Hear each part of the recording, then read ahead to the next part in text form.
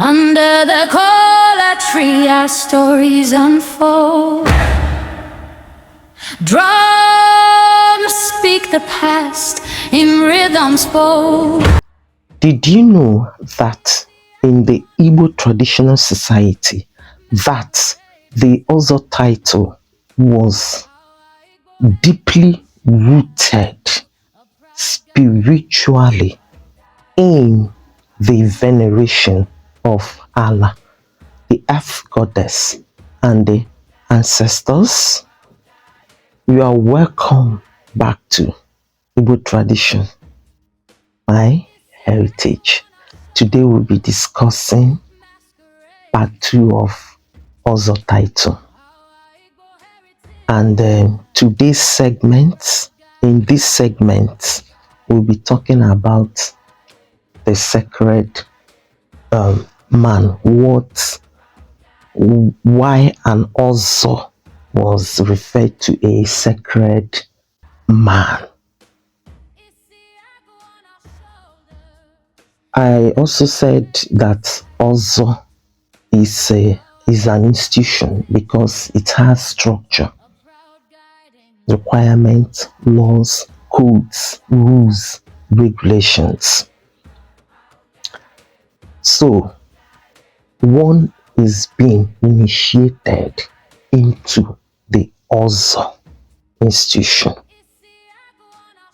The initiation called purification, and that purification was seen as death and rebirth, being cleansed of old self and being reborn into new self of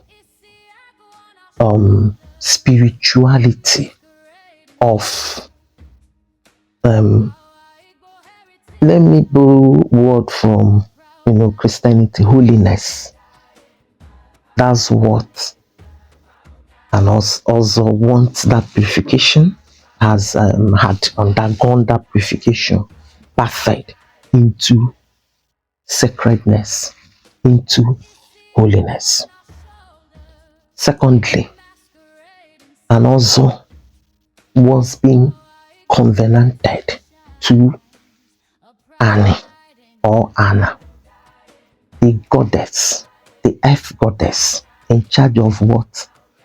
Morality, fertility, justice, the land. Because an Ozo was being covenanted to Ani, he made an Ozo to abstain from anything called abomination, taboo. Because going against or doing anything that was abomination meant going against Ani. And it was said that any Ozo that committed abomination, or even the household committed abomination, such was stripped of its title, which they said was worse than death. So an Ozo title holder, Ancestral, was seen as a man of purity, a man that stood for high standard of morality.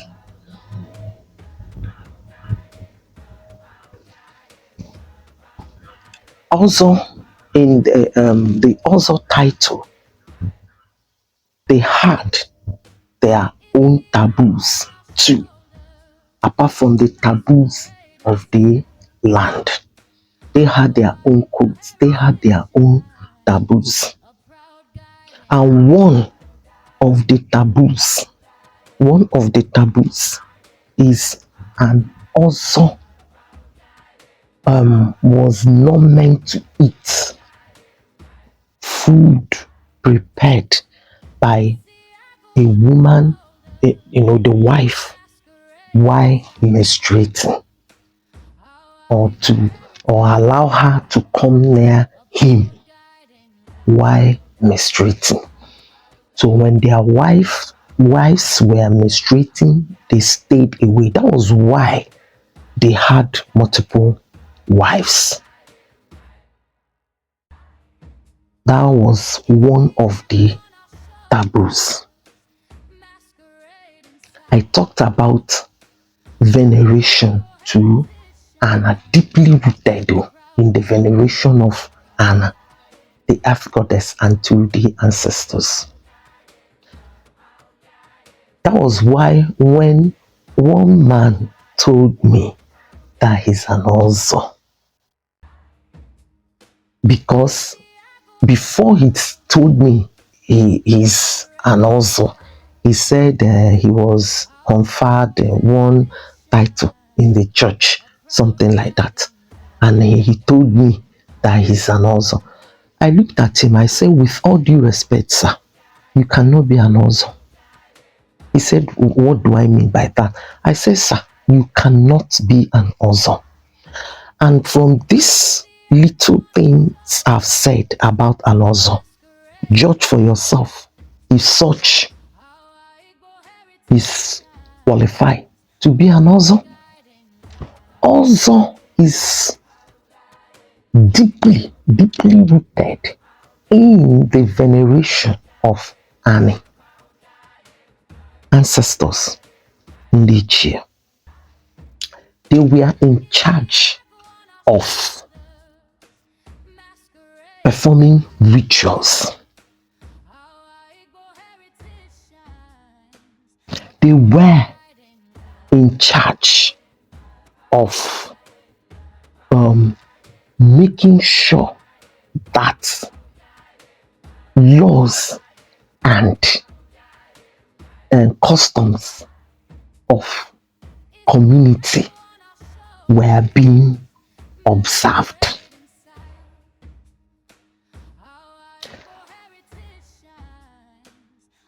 Those are the few things that I want to mention on this segment. That purification, that initiation, that taking of oath, that rituals. And another thing is that also rituals were very, very expensive. Very, very expensive. So, and also was seen as a sacred man, a bridge between the dead and the living, bridge between the ancestors and the people. They were custodian of the laws of the land. So tell me, how can somebody that is having one title in the church be able to perform this perform these duties? How is that possible? It's not possible. It cannot be possible. So that was why I told the man, sir, you are not an Ozo. So Ozos were deeply rooted spiritually in the veneration of earth goddess, Ndichie, the ancestors. They were custodian of laws they performed rituals. That's an Ozo title holder for you. I'll be stopping here to see you in my next Under video. the cola tree, our stories unfold.